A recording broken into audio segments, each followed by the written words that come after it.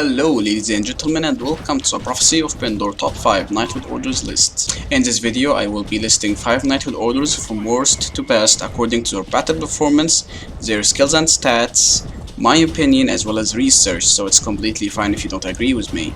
I took into consideration the sergeants of the order as well and not just the knights, so keep that in mind.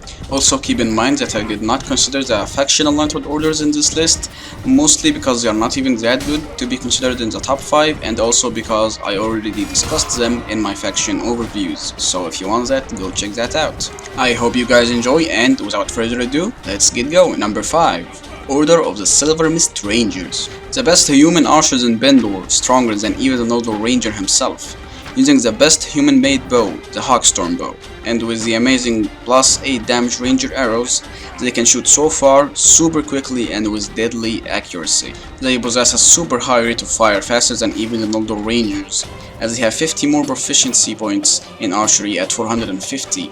Although great archers, these shouldn't be looked down upon when it comes down to melee either, wielding highly damaging swords and defending with the amazing Noldor heavy infantry shields given by their Noldor allies. However, as accurate and as deadly as they are not without their faults. Because of their super high rate of fire and the fact that they can't come equipped with more than one quiver, makes them a little less optimal in attacking sieges, as they will run out of arrows super fast and you don't want to waste them on a melee charge. They upgrade from the Pendor Black Archer, and they are the household troop of Duke Adarian of Ravenstern.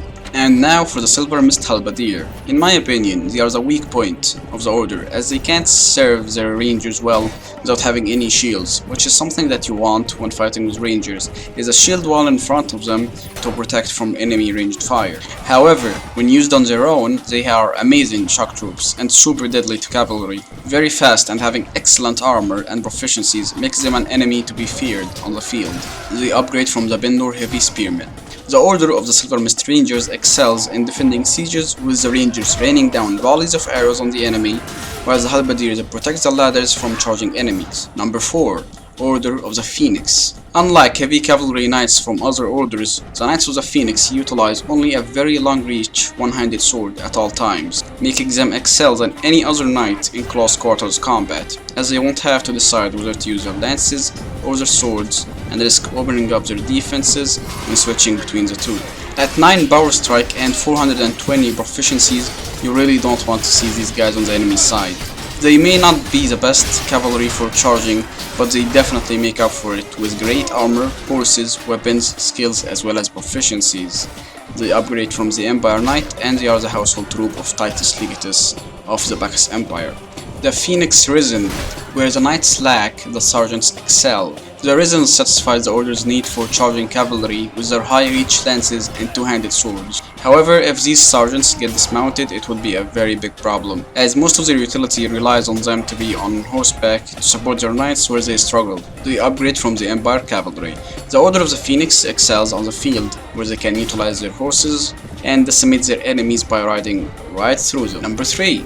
Order of the Clarion Call. Some of the best horse archers in Pendor, using the same bows and arrows like the Silver Mist Rangers, but while riding their perfectly armored yet very fast Larian geldings, makes them even more deadly as well as almost untouchable. With 400 archery proficiencies, they will be dispatching arrows at a reasonably high rate of fire. With excellent armor and perfect equipment, you can't really go wrong with these soldiers. If dismounted, however, they will be at a disadvantage, as some of them will be using a war spear, which isn't that great in close quarters combat. They upgrade from the Sarleon Knight, and they are the household troop of Duke Alamar of Sarleon. As for the Larian Sentinel, they are a great example of what a sergeant should be, able to complement the needs of their order while supporting their knights on foot from a vantage point with ranged fire, while the knights swoop around the enemy and distract them, making enemies unable to reach neither the rangers nor the sentinels before getting completely wiped out with arrows. With amazing archery proficiencies at 380, and using the long composite bow, which is also used by Ravenstern Rangers, and coming with 2 quivers, makes these guys one of the best foot archers in Prophecy of Pendor. Able to fire arrows very quickly and surprisingly more powerful in melee than you would expect, makes them an excellent upgrade from the Sarleon armored longbowmen, and better in every single way. They are the household troop of Baron Hereward of Sarleon. Number 2. Order of the Kraken Cultists. One of the strongest heavy infantry in Prophecy of Pendor, Just think of the Field's Huskarl on steroids. Super steroids. The Ridaris excel in all situations, be it a battle, attacking or defending in sieges. These soldiers will get the job done. Wielding one of the best shields in the game with 700 hit points, 18 resistance and a huge size, these shields will likely never break. They also function great at skirmishing with their amazing throwing weapons that serve to weaken their enemies before they come too close, as well as using axes to easily break down other shields. With 9 in Power Strike, Power Throw and 390 proficiencies, these soldiers are a force to be reckoned with. They upgrade from the Field's Heresier.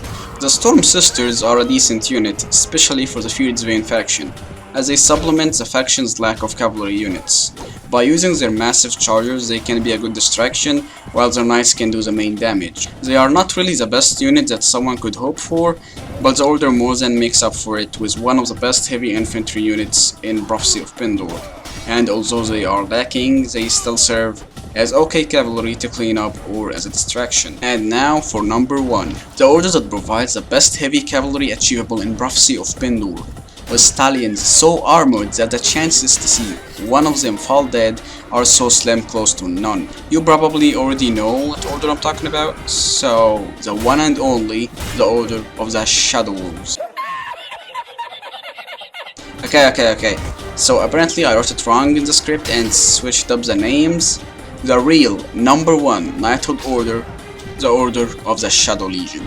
The Knights of the Shadow Legion Order are simply unmatched by any other Knighthood Order when it comes to heavy cavalry, and probably the only humans that can rival the Noldor. The Shadow Legion Centurions simply have it all. One of the best charging horses in the game, amazing armor, great throwing weapons and amazing shields. However, their Empire broadswords are certainly lacking in terms of damage, but it is made up for with the 9 Power Strike that the Knights possess, with an astonishing 450 melee proficiencies, as well as 10 to 9 skills template and 500 proficiencies in throwing. These Knights are nothing but deadly. If you see these men on the field, you should really hope that they are on your side, or expect a disaster. They upgrade from the Empire Knights, and they are the household troop of Kairos Ducks of the Bacchus Empire. As for the Shadow Legion Marini, with such great knights, there had to be some balance for this order, and this is where the Shadow Legion Marini come in. They are great halberdiers and skirmishers on their own, but they don't really serve their knights well, as the knights don't need protection from enemy cavalry, which is what the Marini provide. Think of them as Saulian halberdiers, but better, as they can also provide ranged support with their throwing weapons. They excel when used on their own as a shock infantry and are deadly in sieges. They are the household troop of Justice Dukes of the Bacchus Empire, and they are trained from Empire armored pikemen. And this is it for the top 5 Knighthood Orders of Prophecy of Pendor. Tell me, which Knighthood Order do you guys think is the best? And check out my channel, I have more Mountain Blade Warband and Prophecy of Pendor content. If you liked the video, maybe consider subscribing, and yeah, I hope you have a great day.